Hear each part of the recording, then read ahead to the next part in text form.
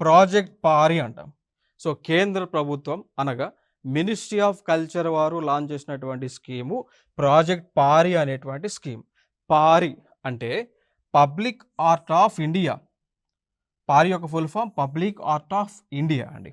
So, దీని ద్వారా ఏం చేయబోతా ఉన్నారు అంటే, భారతదేశంలో వివిధ కళాకారులకు చెందినటువంటి కళాఖండాలను దాదాపు 500లను సెలెక్ట్ చేయడం జరిగింది అండి. దాదాపు 500 ఆర్ట్స్‌ని సెలెక్ట్ చేసి ఆ చేసినటువంటి ఆర్ట్స్ కళలు ఏవైతే ఉన్నాయో వాటిని భారతదేశంలో ఉన్నటువంటి ప్రభుత్వ రంగ ఆఫీసులు గానీ, పబ్లిక్ ప్లేసెస్ గానీ, ఆ ప్లేసెస్‌లో ఈ విధంగా వేస్తారు.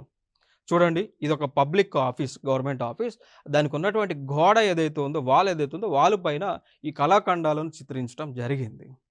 ఓకేనా. సో, అట్లా దాదాపు 500 ఆర్ట్స్‌ని సెలెక్ట్ చేశారు. వాటిని భారతదేశంలో అన్ని ప్లేసెస్‌లో కూడా స్కూల్స్ కావచ్చు, కాలేజెస్ కావచ్చు, గవర్నమెంట్ ఆఫీసెస్ కావచ్చు, అక్కడ ఆ వాల్స్‌కి వేస్తారు. ఆల్రెడీ తెలంగాణలో కూడా ఇది ఇంప్లిమెంట్ చేస్తా ఉన్నారు, వేస్తా ఉన్నారు కూడా, వేశారు కూడా కొన్ని ప్రాంతాల్లో.